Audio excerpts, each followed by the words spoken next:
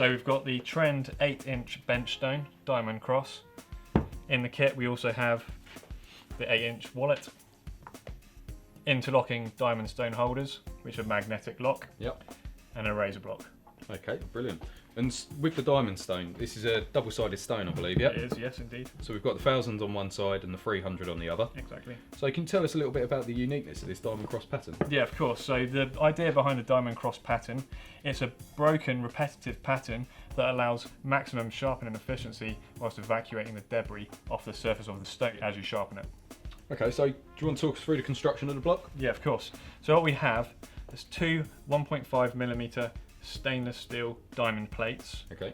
pressure bonded to a ground flat, very flat, tool steel core. Yep. For the price point, you really are not going to get a stone of this size to this tolerance of flatness. Yep.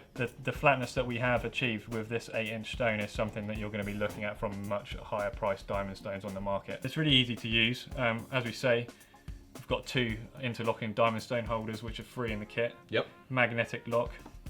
They simply just lock into position, flip the stone over, and you've bench mounted. They're slip resistant as well. Yeah, it's very handy for when you're putting them in your toolbox, isn't it? It's not something big and chunky like your other bench holders they're about. So yeah, have a go. Brilliant. Okay, we'll use it with a bit of lapping fluid as always. Now with the lapping fluid, obviously what you're not going to use is water because you can rust parts of the metal debris that's going to come off the stone, but because we're using a stainless steel substrate, Yep. it means to say that the actual stone itself won't rust. Yeah. So it's only going to be the swarf that you leave behind. So you really want to make sure you clean it afterwards. Yeah, okay. So it's just nice and simple as a glide and letting the diamond do the work, isn't it? You don't need any pressure at all. Now sometimes you might want to use an 8-inch stone on non-slip mat. Yeah.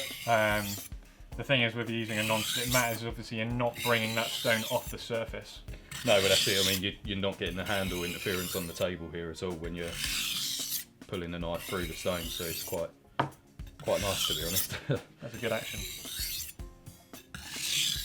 And when we're talking about lifting off the surface, Yep. if you want to give the router cutter a little go, obviously if that was down on a non-slip mat, you wouldn't be able to do this. Yeah, well that's it. You have to normally drag it to the edge of the bench, don't you, and sort of have it overhanging just so you can get that full rotation onto the cutter. So that's quite an easy one to do, isn't it, really? You just rotate it onto the flat edge. Now you're using this on the 1000 grit side, so Yep. you're just going to be putting a really fine edge, couple of swipes on that, Yeah. and you're good to go. You can see sort of the carbide being taken off there, can't you? The black line on there is just the carbide being taken straight off of that cutter, and that's all it's really needed to give that a nice little nick on to carry on through your worktops or anything, isn't it? So we've got 8-inch by 2 3/4 inch. It's going to be good for chisels. Yep. You're going to be able to do plain blades, Yep. nice and wide, lots of surface area. And all that remains really is to just make sure that you wipe the lapping fluid off when you've finished. Yep. Give it a rub with the eraser to clean it. Pop it back into your storage wallet and you're good to go on site or in the workshop. Brilliant.